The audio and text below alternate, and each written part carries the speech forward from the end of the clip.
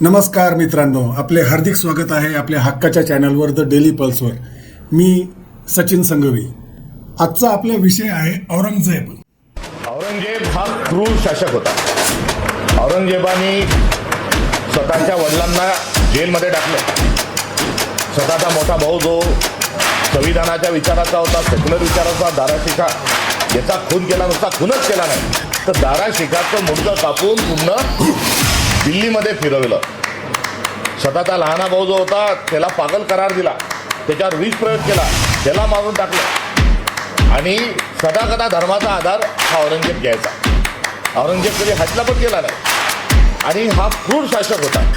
आज देवेंद्र फडणवीस तेवढेच क्रूर आहेत, सदाकदा धर्माचा आधार घेतात आहे, मात्र संतोष देशमुख सारख्या हत्या ज्या होतात आहे जिथे खासदारांच्या लेखीबाळी सुरक्षित नाही, हा प्रकार आज दुर्दैवानं आज महाराष्ट्रात हा देवेंद्र फडणवीस सारखाच आहे। त्यामुळे औरंगजेब आणि देवेंद्र फडणवीस यांचा कारभार एकसारखा आहे। राहिला प्रश्न औरंगजेबाच्या कबरीचा, तर औरंगजेबाची कबर ही मराठी माणसाने, छत्रपती शिवाजी महाराजांनी, इथल्या मावळ्यांनी आणि 18 पगड जातीच्या माणसांनी शिवाजी महाराजांच्या नेतृत्वामध्ये औरंगजेबाला जे आव्हान दिलं, अफगाणिस्तानचे लोक औरंगजेबाला घाबरत होते।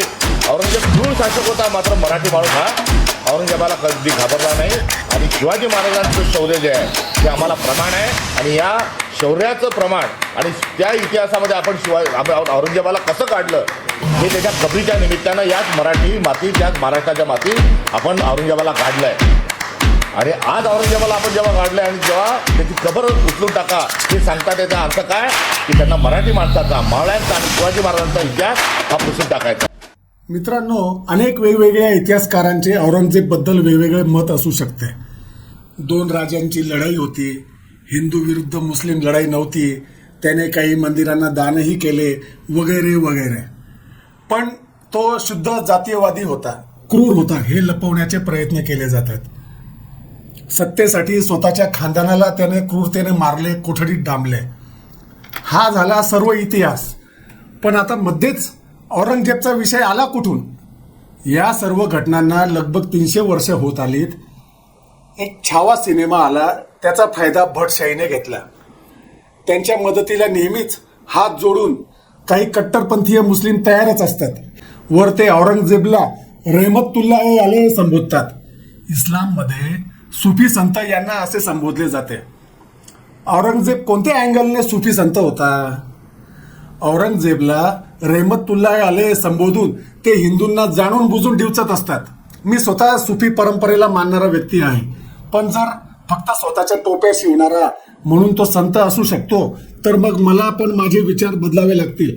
हे कट्टरपंथीय मुस्लिम औरंगजेबला रहमतुल्लाह अलैह म्हणून आपला मास दाखवतात व त्याचा फायदा हे RSS वाले घेत असतात।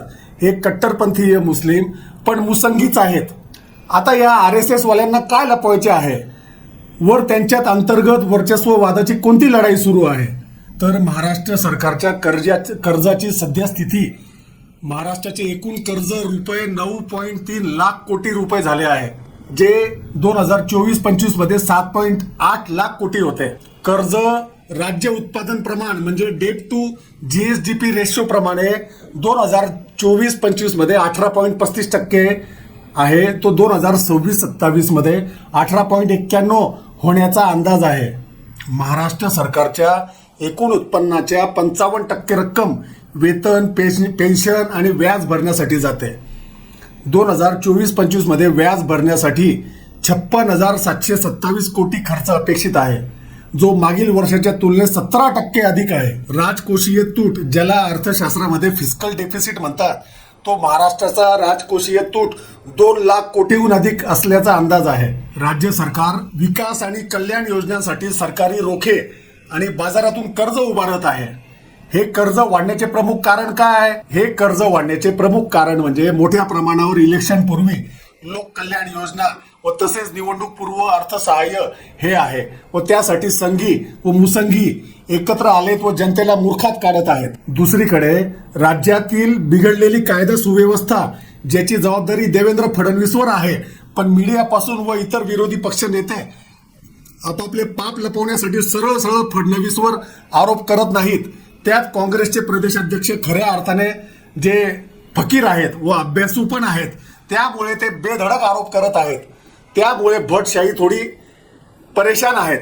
त्यात कहर म्हणजे त्यांनी आता छत्रपती शिवराय यांचे मंदिर बांधले व त्यांना आता देवाऱ्यात बसवून ढेबर पोट्यांसाठी अजून उत्पन्नाचे मार्ग मोकळे केलेत. बहुजन काय बावळटाप्रमाणे तिथे जातील व एका महामानवाला देव करून रोज सुख करता दुःख हरता करत बसतील. छत्रपती शिवाजी महाराज एक महामानव होते, ते देव नव्हते हे आधी लक्षात घ्या.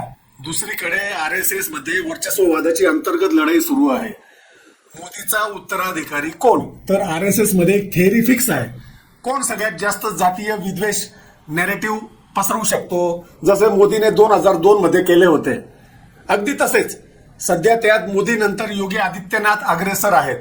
त्यासाठी फडणवीस पण तडफडत आहे. त्यालाच काउंटर करण्यासाठी फडणवीस अधिकाधिक मुस्लिम द्वेष पसरवून स्वतःला त्या शर्यतीत पुढे आणू पाहत आहेत व त्यात सामाजिक सौहार्द बिघडवत आहेत व त्याला बहुजन मंडळी बळी पडत आहेत. आता हे बहुजनांना ठरवायचे आहे की ह्या RSSच्या भटजी संघी व मुस्लिम मुसंघी यांच्या नादाला किती लागायचे आहे व आपल्या मूळ जीवनावश्यक मुद्द्यांना किती बगल द्यायची आहे. नमस्कार, मी सचिन संघवी.